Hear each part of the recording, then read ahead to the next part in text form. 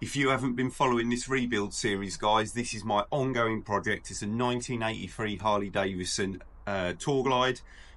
We do a bit, we use it, we do a bit, we use it. You get the impression. Somewhere on the screen now is a video where we built the trolley for this bike so that we can move it in and out the garage while the rear end is stripped out. That only lasted about a month. We had a feeling that that might be the case, so we're currently rolling around on this yellow one from eBay, which is doing the job at the moment, but we're going to rectify that by getting the rear end built back up together, and we've bought loads of stuff, had loads of powder coating done. So stick around, smash subscribe, hit like. I'm Dino, this is Patch's Repair Shop, and let me show you guys what we're going to be doing today.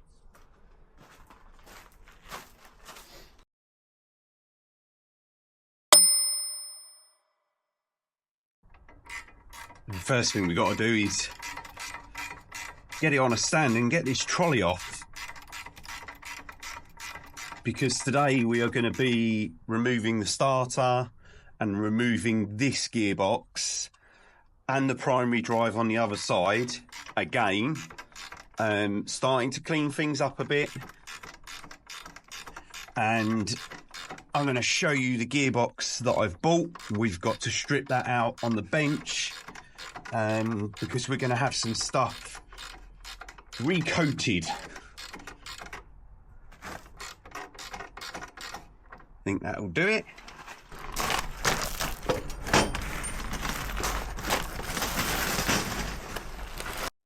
This is stuff we've all done before, guys, in the previous videos. So I'm going to take the inner and outer primary drive cover off. So to do this, I need to remove the left-hand side foot plate, and I need to move the gear lever. I'm starting with the foot plate, which is 4 half-inch or 13mm bolts and 1 17mm bolt around the back, and that allows me to take the side stand and the foot plate off at the same time.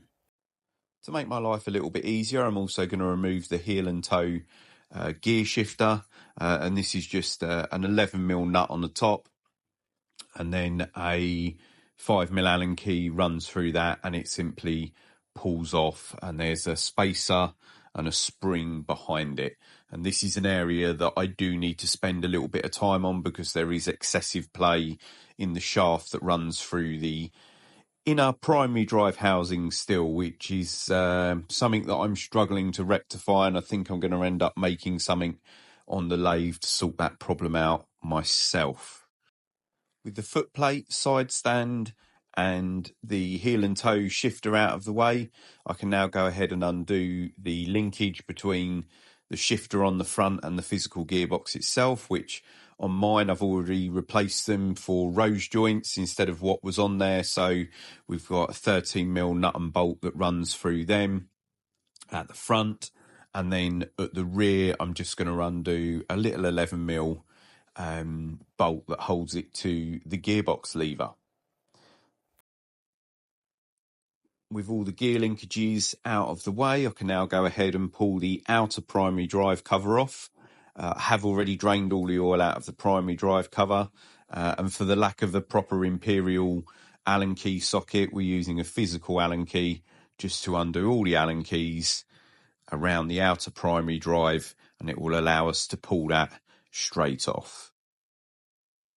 So with the last bolt ready to come out, we can just pop that last bolt out, and the outer primary drive cover, with a little tap from my hand, that outer primary drive cover will just pop straight off. Now we can see the primary chain, the compensator on the front, and the clutch on the back. So now I'm going to pull the physical clutch off itself. It's 3 14mm nuts. That will remove that outer plate, and then I can take the plate off and all the necessary springs behind it. I did replace all of the clutch last year. If you've watched the whole series, you would have seen that. Unfortunately, it has been contaminated with a little bit of what appears to be engine oil, because I think I have a little issue there.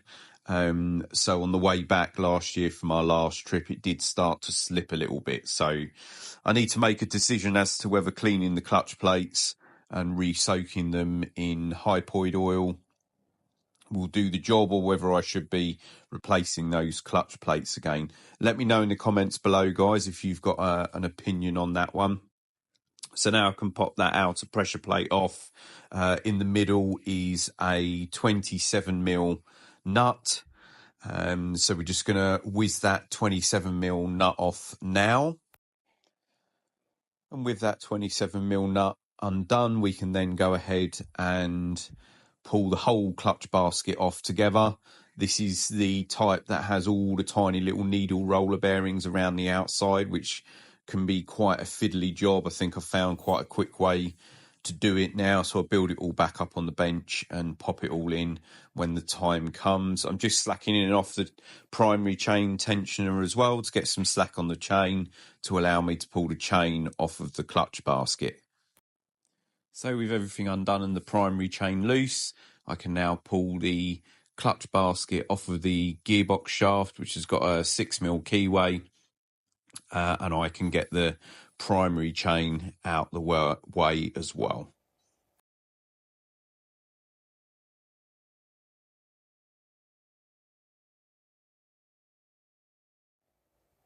So with that side pretty much all apart, we move round to the other side where we're going to remove some wiring from the solenoid, which is an 8mm nut, and then two 17mm nuts for the main harness. And then we've got two 11mm to get the solenoid off, and two 13mm allow us to remove the starter motor from the gearbox as well.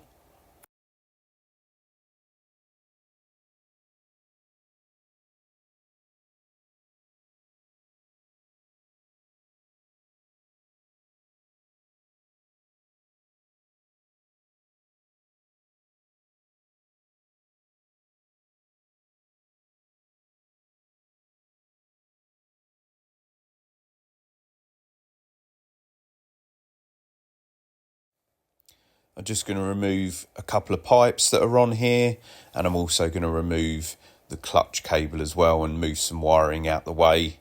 And I also discovered that the clutch cable was quite badly frayed, so we're going to have to replace the clutch cable at the same time. Something that I've not done on this bike, so I don't mind putting a new one on. While I'm round this side, I've got a earth cable to remove that's in a very poor condition. That's got 6mm Allen key bolt going through it, so that'll have to be replaced as well. So while we're around this side, we're just going to pop that off as well. Now it's time to get the inner primary drive cover off. There's one 6mm socket cap on the outer part of the primary drive cover, the inner primary drive cover I should say. There's a 13mm just below that as well, and then inside the cover we've got two more 13mm and two more 14mm, and on the back of the primary drive cover there is also a 13mm that goes through the back of the gearbox and into the inner primary drive cover, and I constantly forget that that one's there, but we have undone it in this video and we are ready now to take the inner primary drive cover right out once I've levered the whole engine and gearbox up a little bit and dropped a few bits, as you can see, and that is the inner primary drive cover out.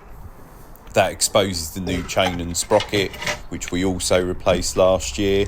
And if you do want to see more in-depth video about removing the inner and outer primary drive and the compensator and replacing all the seals, then have a look through our video series, which is linked in the description below, and you will see a more detailed explanation about how to take it all apart than what you're seeing today. Today's video is about getting the gearbox out of the bike. Now, some clever clogs forgot to press record, but there's four 13mm holding the gearbox to a flat bracket at the front, just in front of my hand that's turning the spanner. So I undone those four, and it enabled me just to lift the gearbox out nice and easily. Apologies, I didn't click record on that one. So now I've got it out. I've got two 14mm bolts that go down vertically through the engine casing, and they hold that flat plate on the front. So that flat plate is going off to be cleaned and re-coated or painted as well. So that's the old gearbox out, which is actually a good gearbox, to be fair. It's not too bad. But we have got another one to go back in. So we're going to have a look at that on the bench in a minute, because we're going to strip that gearbox down. So this is the gearbox that I want to put back in. As always, there's a little story. I went to buy a couple of rare trinkets off of a Harley that was being broken, the same as mine. No doubt being turned into a chopper, or the V5 being turned into a chopper anyway. And he still had the gearbox and the swing arm, and my gearbox hasn't been the greatest of gearboxes. It's already had a bit of work, so I ended up purchasing the gearbox as well. And what I want to do today, guys, is strip the gearbox, have a look what sort of condition it's in, and if I'm happy, replace the bearings and have it properly cleaned up and recoated, so it all looks nice and everything's going back nice and fresh. So I've already drained the oil out of this gearbox. Well, it's still dripping now into this tray, and I've already taken the oil filter off the back. And I spent a good hour cutting the old swing arm off, because they're quite common for being seized here, and this one was no exception. So we've got a series of 11mm bolts for the top here.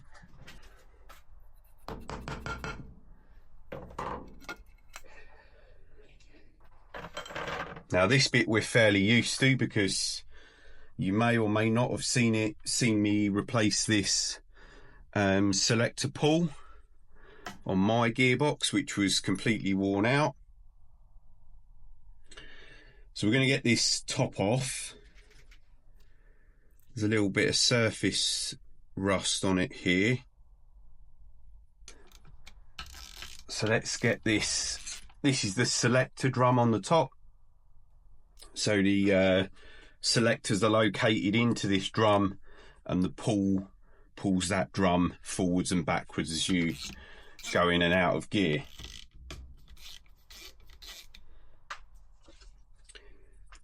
So we've got a little circlip that holds this selector pull on.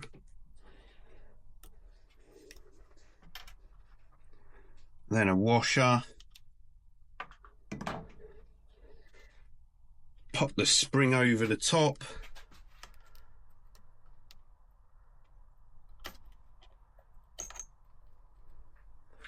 And that's the selector pull off, which also looks worn, but we know the one in my other gearbox is brand new with very low miles.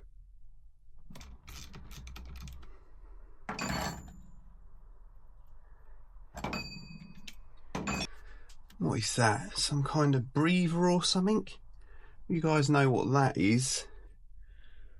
Let me know in the comments. So that's one selector drum out. It's nice and easy. I must admit, everything does look a bit milky, like a little bit of water or maybe just some condensation has mixed with the oil.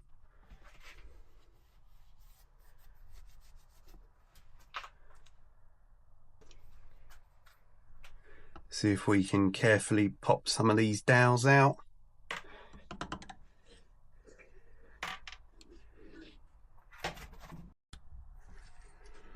So we're just going to whip this cover off. Note to self, must buy Imperial Allen key sockets. And give it a little knock with a tray under it, in case there's any oil in there. Again, bit of surface rust. I'm sure something's been in here.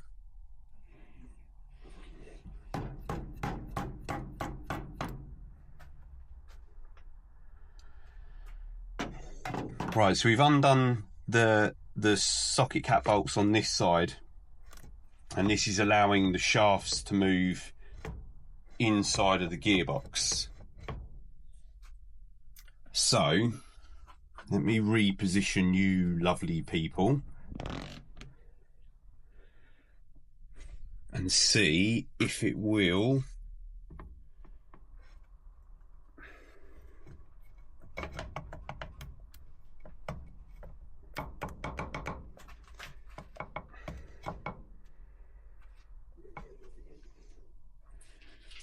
no. So the reason it's not is obviously because of these selectors, but I couldn't see how to undo them, and on this side you guys could see that, couldn't you? There's a Allen key.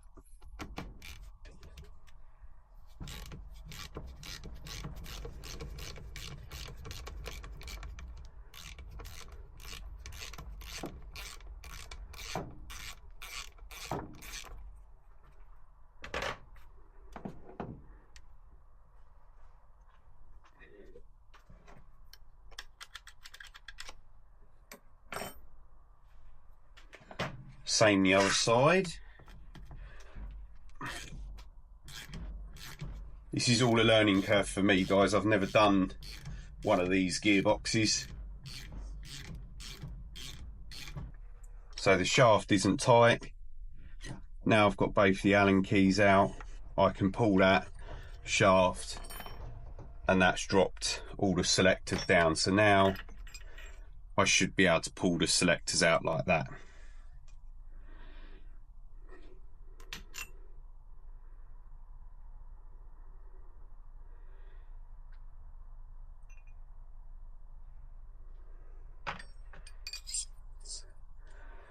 I am going to pop them back onto the shaft in order, otherwise I end up watching my own videos back. Now if we look at these, they don't look too badly worn at all. In fact, they look a lot better than I thought they was going to look. So now we've got those out, hopefully this little lot will pull right out.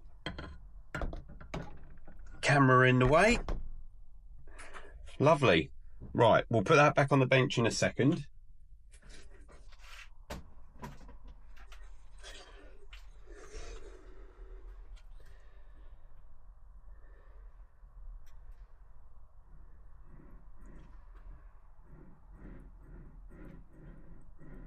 So I don't know if you guys can hear that.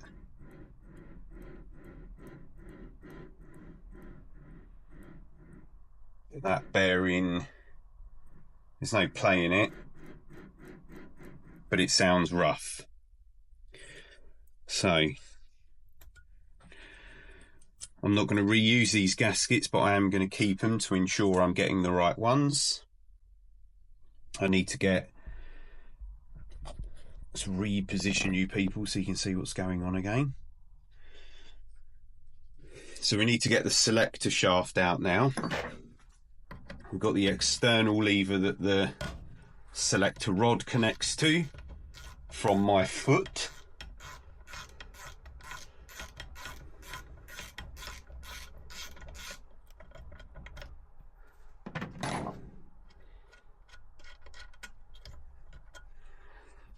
So we just pop that off out from the outside of the casing, and then on the inside we can just pop the whole assembly out of the casing, and we'll keep the spring where it needs to be.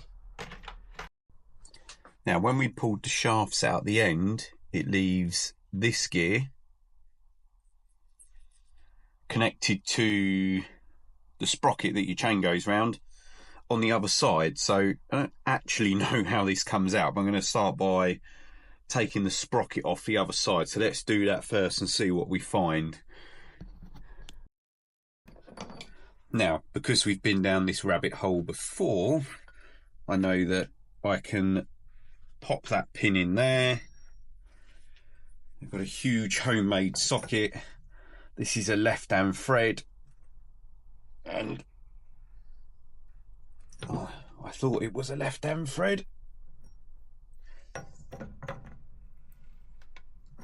it is a left-hand thread because that just tightened back up.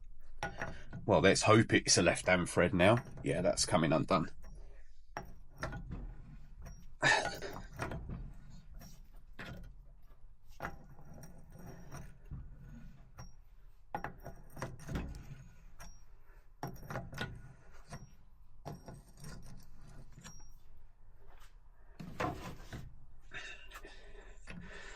Right, that's good. I had visions of a drama. So what have we got in here? One sleeve, and then we got a seal. A very, very rough sounding bearing still.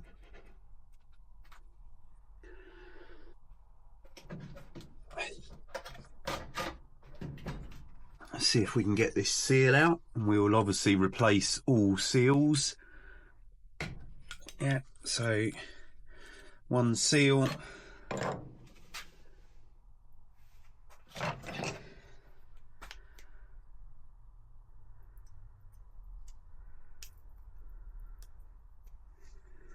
And then inside we've got a big circlip. They did not want that one coming out. One circlip. Right, so on the other side of the gearbox, we had a couple of solid dowels like this. So a little bit of heat and they came out. That allowed me to sit the gearbox on something flat and solid and knock this final gear out of the bearing that was sitting in there. So it came out quite easily. And then again, this is the bearing that was really noisy. Feels graunchy as well. So that came out of there, so I knocked that out of there. And you saw me take a seal out first. Then in here we had a needle roller bearing. That's what's left of it, so I just knocked that out. I've knocked that out of there, I should say. Let's hope I can find all these bearings, otherwise we will be in trouble. Dropping this off to have it all properly cleaned and then recoated into black. So every last little bit has got to come off of this.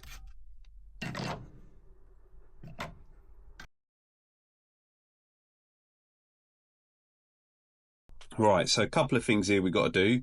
A, we've got to get this out because we need everything off it, like we've just said.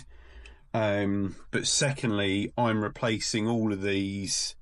So these are going in and out of the oil filter for the engine oil, which is on the bottom. And I'm going to replace all of these with proper braided hoses and fittings, which I've ordered, but FedEx are holding them hostage, it would seem.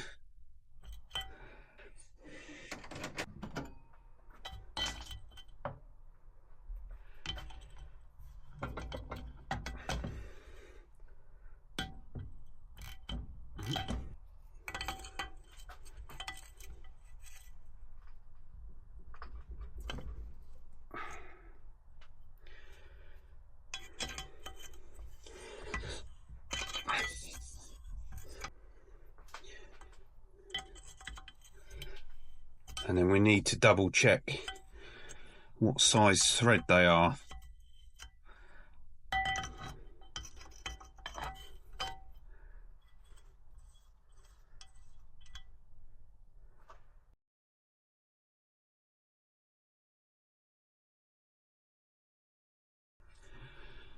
Christ, there's even a self-tapping bolt buried in that dirt.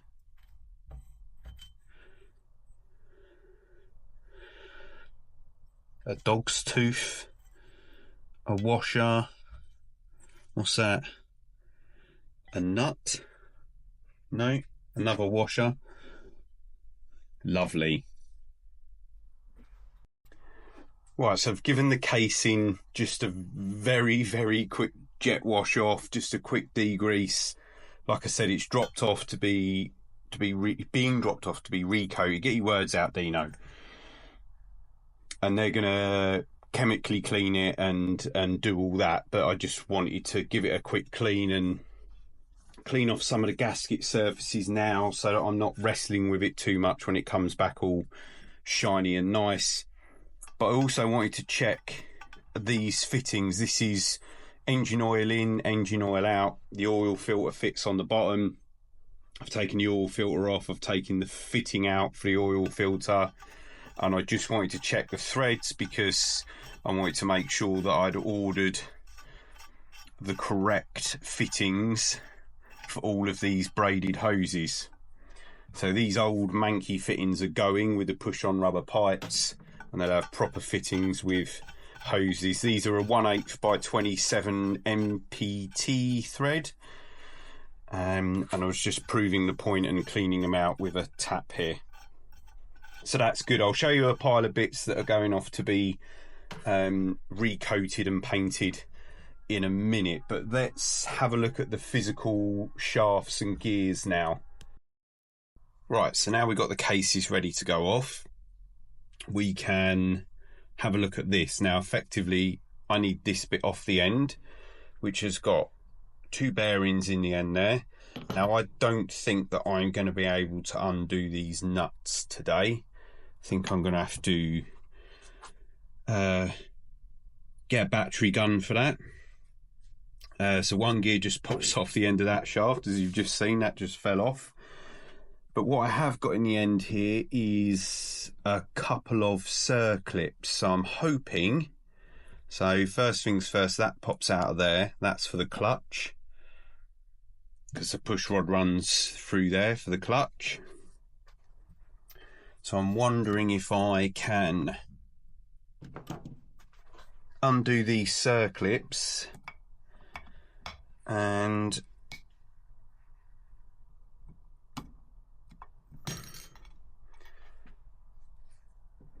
pop these shafts out so the cases can go off.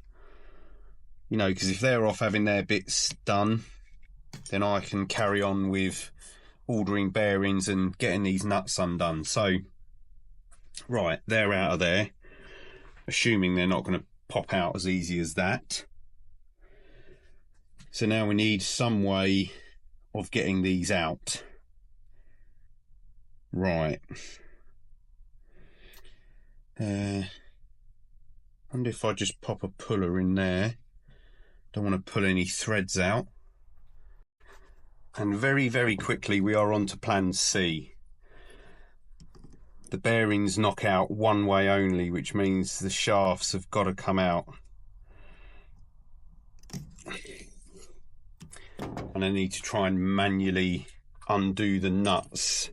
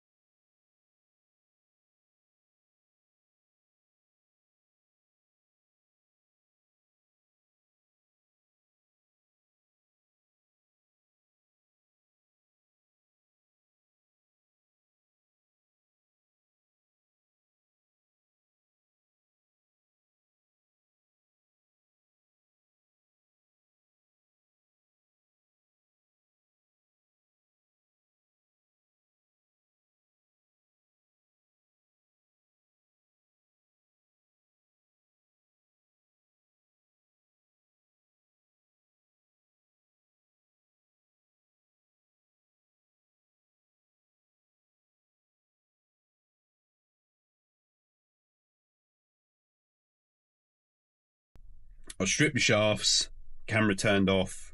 Sorry guys. Once I had the shaft stripped, I was able to get some soft jaws in the vise, hold the shafts, crack off the 2 27mm on the end of the shafts, pull them out of this plate, and then I just knock the bearings out. So we're going to replace these bearings. We're going to replace the roller bearing and the bigger bearing that you saw from the other side that I thought I had somewhere. Don't know where that's gone already. Fantastic. So, here it is. So this was the noisy one. These two gasket sets, all the rest of it. This is going off to be turned black, as well as the other casings that you saw earlier. The casing that goes on the end of here, that will stay silver, as well as the one on the top. And I think that will look okay, you know, as well as the bracket that holds it to the engine, and the bracket that fits around here will have all those cleaned and coated as well. So not a bad little job, a little bit time consuming. Always takes a little bit longer when you're filming it as well. Probably going to have to find a workshop manual, aren't I? To put this, make sure this goes back together properly. But thanks for watching, guys. If you've made it this far, hit subscribe, hit like, drop us a comment, and I'll see you guys next week, where we'll be carrying on with the Harley Davidson again. Cheers, guys.